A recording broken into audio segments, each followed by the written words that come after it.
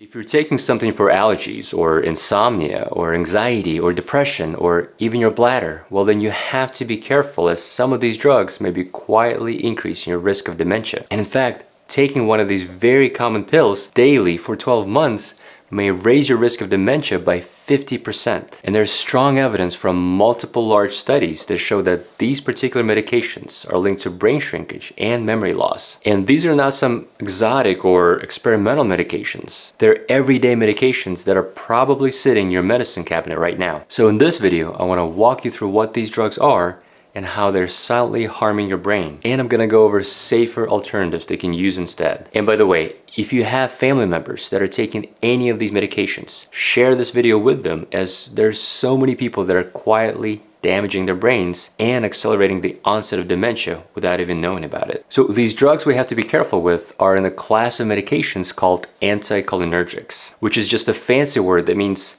they block a brain chemical called acetylcholine. And acetylcholine is a vital neurotransmitter that acts like your brain's spark plug. So acetylcholine basically helps neurons talk to each other, and you need acetylcholine to remember things and to pay attention and to even move your muscles. So when you take these drugs for extended periods of time, it's like throwing a wrench into your brain's communication system. The brain signal gets weaker and weaker over time, and this is what leads to memory loss and dementia. Now, here's the important part. Anticholinergic drugs are in a lot of common medications. So here are just a few examples.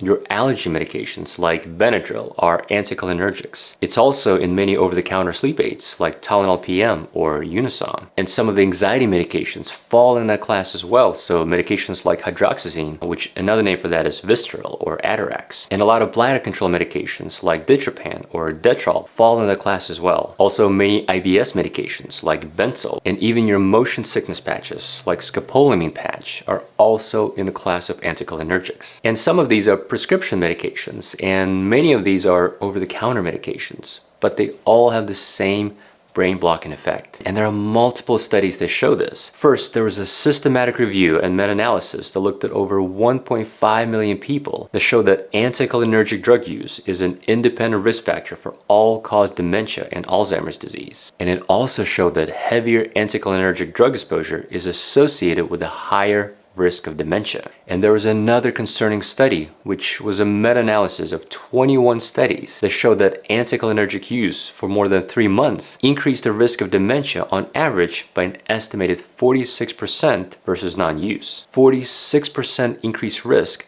just from 3 months of being on these medications. And there are many more similar studies that show this. And there's one last study I want to mention, is this one from JAMA Neurology, that looked at brain imaging and brain metabolism that showed that the use of anticholinergic medications was associated with increased brain atrophy and brain dysfunction. So this isn't just about feeling groggy. These drugs change the shape and size of your brain, and they affect your brain's metabolism. And once you understand what's really happening in your brain, you'll see why these medications can be so harmful if you take them long term. So the key thing to understand is, in your brain, acetylcholine binds to receptors on neurons, and specifically it binds to the muscarinic receptors. And this is what facilitates communication between brain cells. And these muscarinic receptors play a crucial role in the parasympathetic nervous system. And you can find them all over your body, not just your brain, but in your heart and your lungs and your digestive system. So that's why these drugs are used to reduce your symptoms like nausea or gut spasms or an overactive bladder. But in the brain, these drugs block communication in areas like the hippocampus and the cerebral cortex, which are essential for memory and cognition. So this is why these drugs can become a big problem. In the short term, they can cause brain fog and confusion and slower reaction times. But with long-term use, this will eventually cause permanent damage and brain shrinkage. And this is especially pronounced in the elderly because as we age, our natural levels of acetylcholine already tend to diminish.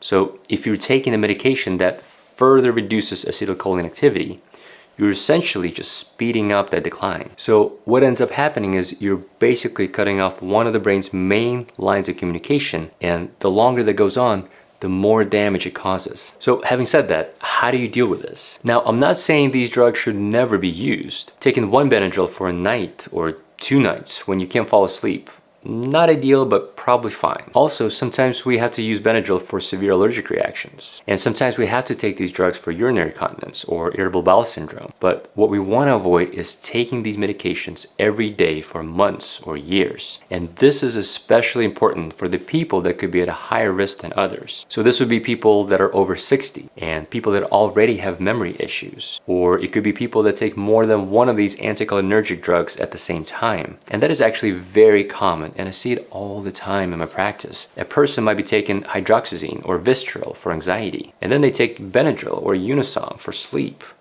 And they may also be taking ditropan for bladder control. And each drug blocks a little acetylcholine, but together they're actually shutting down major parts of the brain and the central nervous system. So here's what you do.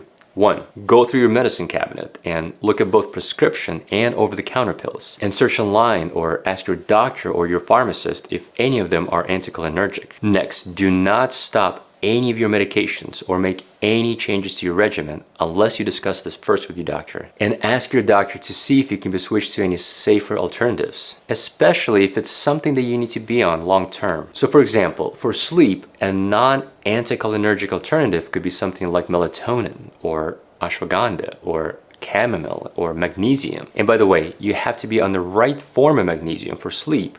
So if you're not sure, I made a separate video on how to pick the best form of magnesium, and I'll post a link to that below. And if you're using prescription medication, that's something like trazodone has minimal to no anticholinergic effects, and it's very helpful for sleep. Next, if you're suffering from allergies, well then you want to lean into using second generation antihistamines. So drugs like Zyrtec or Claritin or Allegra, as opposed to drugs like Benadryl, because they have minimal penetration into the central nervous system and the brain. Now, these second generation antihistamines are still anticholinergic, but they're less likely to cause anticholinergic effects. Next, if you're taking bladder control medications like oxybutynin or ditropan or Detrol or Vesicare, well then you need to ask your doctor about a non-anticholinergic option like mirabegron. And if you suffer from IBS and you're prescribed a drug like Bentyl, well then I would talk to your doctor about alternatives like peppermint oil. And there's other prescription medications that your doctor may choose, and a lot of it depends on whether your IBS is constipation predominant or diarrhea predominant. And if you've been on these drugs for a long time, you do not need to panic, but you can start optimizing your brain health now by getting regular sleep and getting regular exercise. And you need to focus on reversing other risk factors that cause cognitive decline and dementia. So reversing things like insulin resistance and high blood pressure or heart disease. And by the way, I'm working on a whole series on how to optimize your brain health. And I'm going to talk about that in my future videos. So stay tuned for that. All right, I hope this was helpful. Stay healthy, and I'll see you in the next one.